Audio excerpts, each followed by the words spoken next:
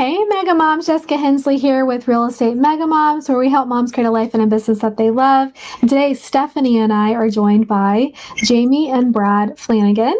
They are going to be keynote speakers at our upcoming Abundance Conference, and we're going to talk about them, their business, their marriage, and probably get a little personal. And we're also going to give you a little preview of what you can expect at the Abundance Conference. Hey, Jamie and Brad, how are you guys? Hello, we're good. Long time no see. How are you? Yes, it has been a while. We've all been so busy. I've seen you guys traveling all over the place and So we were talking about our lineup for Abundance, and I knew we wanted Jamie to speak, and then you guys actually launched a program for husband-wife teams and husband-wife, well, you tell us. When I saw what you were doing, I'm like, you know what? Our moms need both of you guys to be there to speak because we have a lot of husband-wife team duos. So yeah, what do you do? I noticed, one of the inspirations was so often I see in Facebook groups for real estate how women will post, and now obviously I'm a woman, so I'm in women groups. So I'm not saying that men don't have the same feeling, but so many women will post and they'll say, I just got my real estate license, or I've been hustling and I've been doing all the things that my mentor has asked, which is doing open houses, but I'm not generating enough income yet. And my spouse isn't supportive. And so Brad and I went through that in the beginning. I was new construction. So I was working every weekend and I didn't get a paycheck for 9 to 12 months. And we were lucky because he was on the loan side. So he knew that we're long-term big picture real estate group is my company. But together, basically, he knew that we were going to have an income, but so often the spouse isn't supportive of the business because they're not seeing there's a lot of hard work that goes into running a real estate business. And so that journey, and it was hard on our family. And to complement that, even when there is success, then there becomes this competitive nature inside the household, and you're like, oh shoot, I need to be the one out going and killing or hunting. And then what happens is there's typically the personal side of things start to fall apart. So how to keep those going, because generally it's always, I say the greatest source of power, especially for the man, is the woman, or is the pursuit of impressing, protecting, taking care of the family like a man's supposed to. So thanks for letting me into this exclusive group. I'm really excited to be a part of it. But I was raised by a single mom, and so the qualities that the powerful woman has really has a complex protocol to it so that all areas can see the success both on the business and the professional side. Yeah. So basically over the past we've been through a lot, and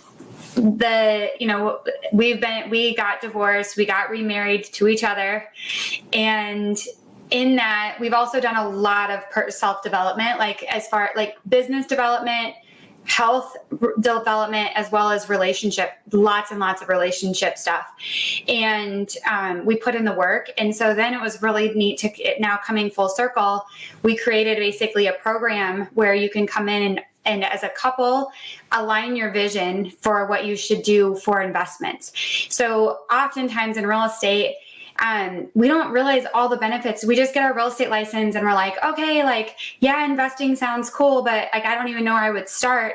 And we want to accelerate that path for people, because the benefits on the tax side, especially when you start earning really significant income as a successful real estate agent, you need those tax benefits, you need the depreciation. So being able to accelerate how people learn and understand that and do it the right way, and understand and have a shared vision with each other of here's how we identify, and here's, if I go on a listing appointment, we know that if, it's a $225,000 house or less, I can pretty much make them an offer right then and there. And Brad's on board to make it happen if it's going to be financially, a good fit for our investment portfolio or our flip or whatever. But like getting in alignment, just like you would in a business. So we have a boot camp that basically goes through how to get your finances in order, how to structure those finances to present them to the bank, what banks to actually interview, and how to find and identify those banks. We go into marketing your investment portfolio from the rental standpoint, as well as identifying properties with marketing flaws.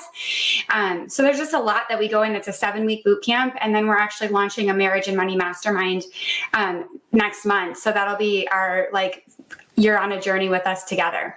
Yeah. And that's when you were launching that, I was thinking that is exactly what we need, the marriage and money, because so many times marriages suffer, especially when the wife is successful in real estate, because it's hard to juggle everything, it just is. And if you don't have a supportive spouse, then you feel torn. And so I'm thankful that I had a supportive spouse that was happy for me to do what we're doing, but he wants nothing to do with real estate. I do my thing, he does his thing. But Stefanie, actually, her husband and son are working with her. So she's a husband-wife team as well. And you got into the business first, Steph. Do you have any questions for them? Oh, yeah. And this is so awesome. I am so happy to meet you. Jessica has told me a lot about you guys. And did you guys meet in Omaha? Jess, did you travel to Omaha or something? So Jamie and I met in St. Louis. Yeah. She was speaking at the EXP regional rally, and I was one of the MCs. And so we got to connect there, and I really connected and talked more to Jen just because we had more alone time. Jen Genya, she's also going to be a speaker. But then I messaged Jamie. I don't remember how I found out, but you guys said you were going to be meeting up in Colorado. Oh, Jamie told me you guys were going, and I messaged Jamie, or Jen told me. I messaged Jamie. Yes. Too. And so I don't normally invite myself to things, but you were invited before you. That was totally yes. I love it. So it's awesome. It's awesome. I mean, I wanted to hear your guys' story. I think it's absolutely awesome. So so we're part of a husband and wife team, and then my oldest son works with us as well. And so I loved hearing, Brad, what you had said about, you're supporting Jamie, and it sounds like Jamie, by the way, my husband's name is Brad as well. So Both her dad and her brother. instantly connected. And so my Brad supports me as well. And, I've always kind of thought like the marriage team is like, we're doing everything together. It doesn't matter who brings in the money or who is like the one that, instigates the money that is brought in. It's about us. It's about, we support each other, and God allows us to bring in the money that supports our family. But it's interesting at first because Brad has always been kind of that way too. It's like he wants to provide. And I always tell him, like, you are providing, you're supporting me to be able to help us, to be able to bring in the money. And it is interesting that you had said that though, Brad, because men do. Yeah, you want to be able to hunt and provide and bring in the money and do the things. And you still always are. And I always make sure that I tell Brad that it's like, I appreciate you. I make sure and it's very important. It's like, I love you. You're the man, you're doing the things, and you still, absolutely. And I think that's really important in a husband and wife team, that if the woman is still kind of the driver and the one that maybe even started the business, to make sure to tell your husband that he is still the man of the house. I mean, and I truly believe it. I mean, I make sure that Brad knows that it's like, you are the man of our house, and that's what it is. And I'm not just saying that just to be silly. I believe that. So That's so cool to hear you guys kind of, you're following. How long have you been doing this together? So he's been in the loan side of the business for a long time. Almost 20 years. So. and that's what's funny too, because to compliment what you had, I even tell a story, like we were really good business partners before we were really good spouses. And it's cool because that did at least give us the ability to identify other strengths and weaknesses, values, what things are important to one another. And then truly, because of our ability to collaborate on what we're just responsible for, whether it's parenting tasks or professional tasks, that ended up being the catalyst that like brings us closer together relationally, and have the deeper conversations and go back into the beliefs and values even more. It's kind of funny that you say that. Because we divide and conquer with the kids stuff, but we have on our calendar, so we rotate our kids. Well, we had a custody schedule before, so what the hell? Why not keep it? It worked.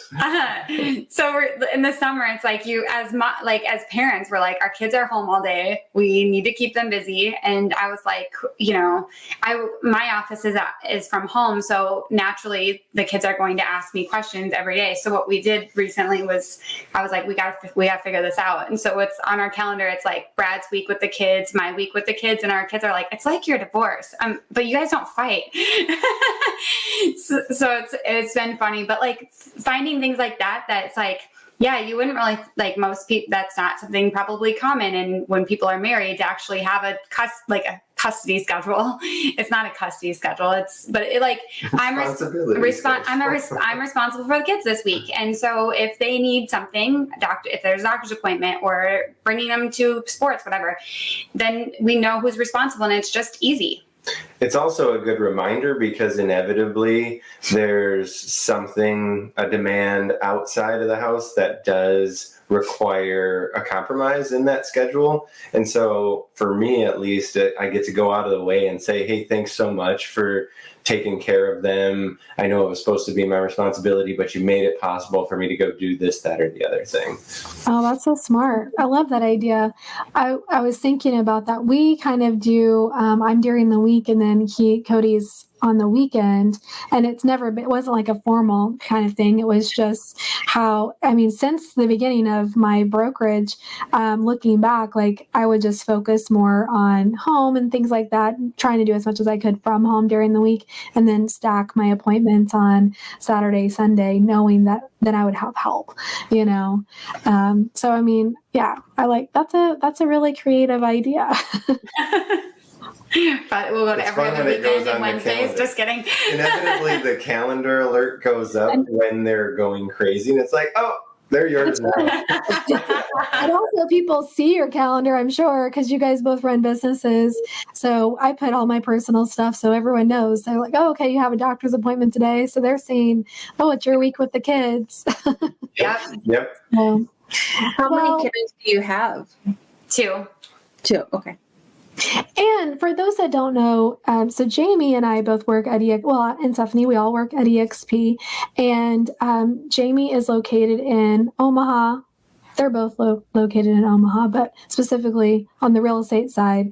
And you run a team very similar to mine. I don't know that you called it a micro team before, but now you're like, I got a micro team. So do you want to tell them about your team structure? Yeah, so we run very similar to yours, where actually Brad introduced me to it, to be completely honest. He's like, we as real estate agents, everyone's running their business on this commission-based model. And as the team leader, like you wouldn't see the CEO of, I think of like Target. You wouldn't see him going and paying everyone in the company 50% or 60% of what they're earning, when Target's running the ads, Target's driving the traffic, Target's paying for the buildings. Like, it just doesn't make financial sense. And real estate agents, we're like the only business that operates where we bring somebody on our team, we do all the work, we pay all the fees, and then we give out more than sometimes more than we're making. Actually, that's how it was before. And so we restructured it. We figured out, okay, what makes sense in the business as far as a compensation plan that works when, I'm bringing in the leads, and then we pay salary, and we do a bonus structure. And then it's more operations based than it is, salespeople based. So I will generally bring on more operations, or like a marketing person, a VA. We have a director of operations right now who's awesome. Gavin has helped me do so much in the last couple months, and we were just talking about that before, but we really need to focus on that operational support versus, the sales side of the business. Sales is important, but we can't be giving away more than we're making. Right. And no one's going to do as good a job on the sales side as you are, and then when they do, then why would they not just start their own thing? And that's what happens. That's what happens. Right. So yeah, that was smart. I'm glad Brad talked you into that.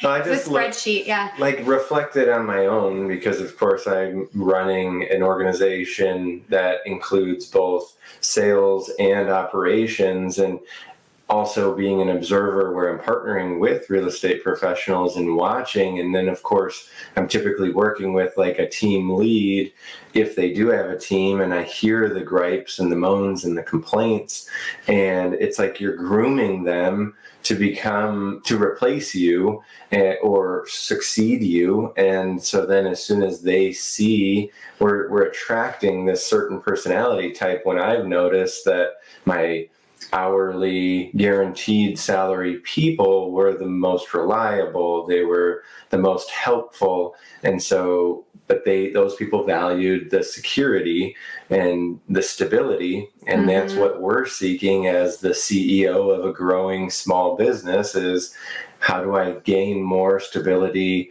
more predictability, by bringing on those personality types and then taking on a little bit extra risk by guaranteeing them. But as long as you're going to show up, and that's what I think most entrepreneurs are successful with, is because we accept the responsibilities, we get up, we do what we have to do. I got a goofy eye on my face right now, but I'm on the camera because that's more important than me giving a crap about my aesthetics. I can't see that. It's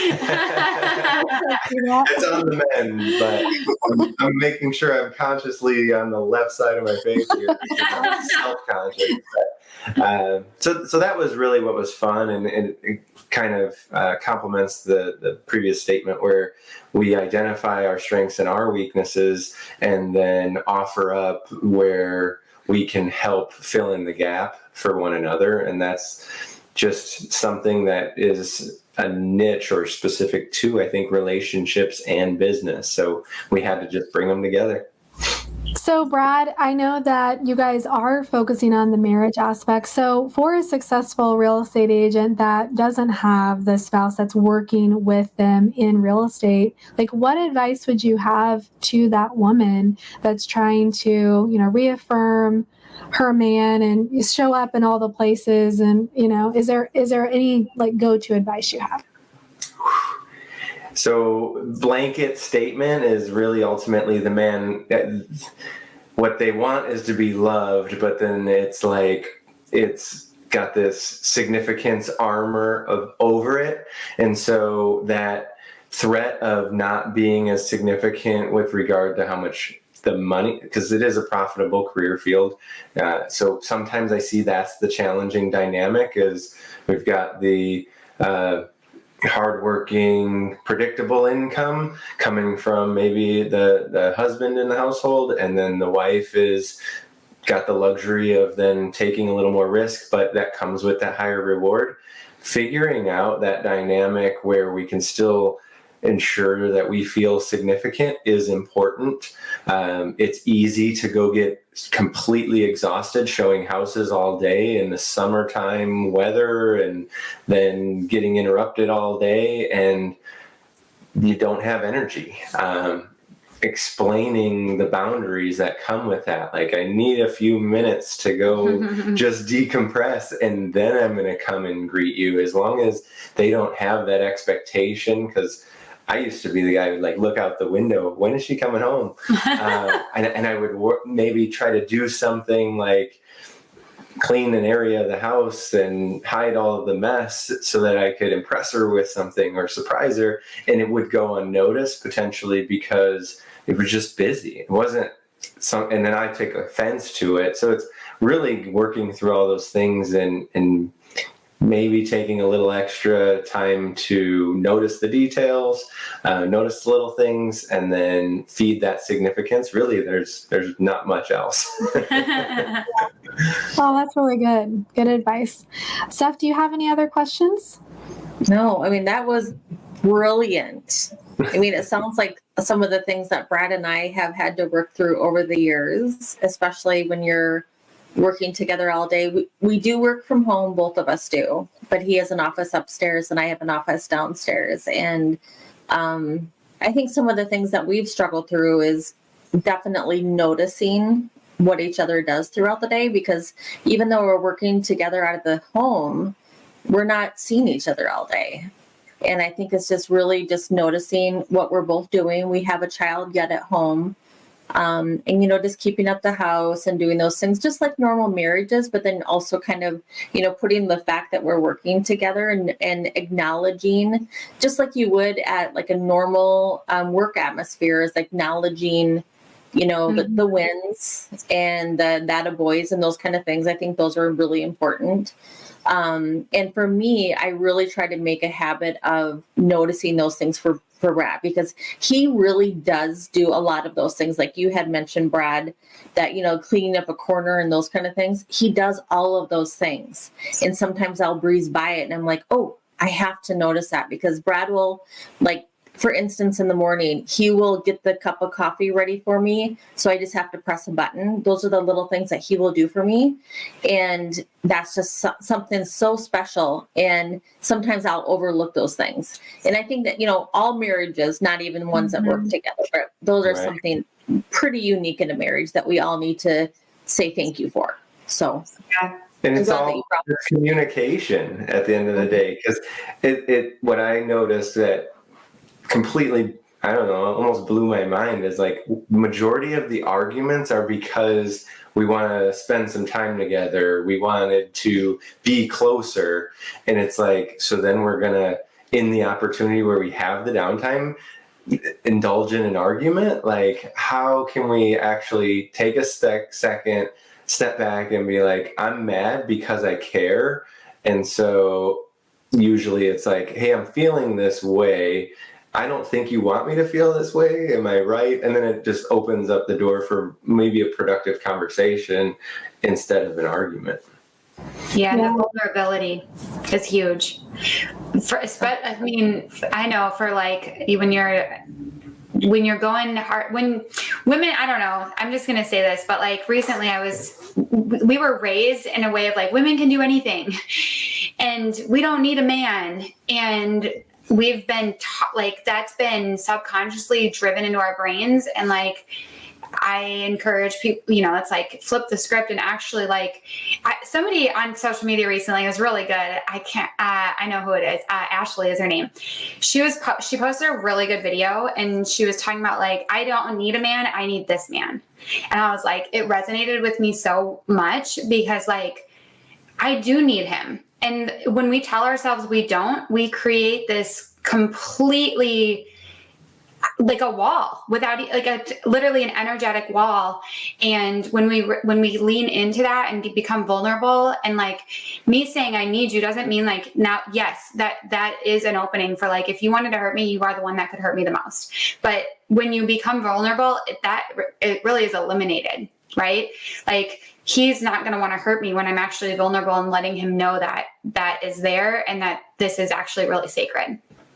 Yeah, so good. I love it. I don't think it's talked about enough in the real estate industry, like when you're talking about coaching and training people on how to be successful in their real estate business, because we talk about like our mission here at Mega Moms is to help you create a life and a business that you love. And it's like the life part is skipped so much in the coaching. This is how you drill down and hustle. But if you're we're doing it for our family. I think most of us, if we're honest, like that is the reason. So if you're sacrificing your family for the success, then what is the success yielding you at all? So Anyway, I love you guys, and I'm so thankful for you. I'm excited to have you at the conference. Moms, if you haven't got your ticket yet, you need to go grab it. The hotel, which we're going to be at the Beeman Hotel in Dallas, they are already filling up. So Brad and Jamie, I don't know if you guys got your. I looked yesterday. I got a call. Yeah, get your room, because I hear that they're almost full. And so, yeah, it's September 19th through the 21st. Yeah, it's we're going to actually have the conference on the 20th, but you're going to fly in on the 19th, and then you're going to fly out on Saturday the 21st, and we're going to have like a farewell brunch and a Q&A with Stefanie and I, where you can ask us anything personal or business. We talked about we're going to get vulnerable. We're going to talk about our relationships and finances and businesses and all the things. So that'll be a fun brunch to have before we all leave. But anyway, so excited to see you guys. Guys, thank you. Thanks for having us. Yeah, and if they want to find you, follow you, where can they find you?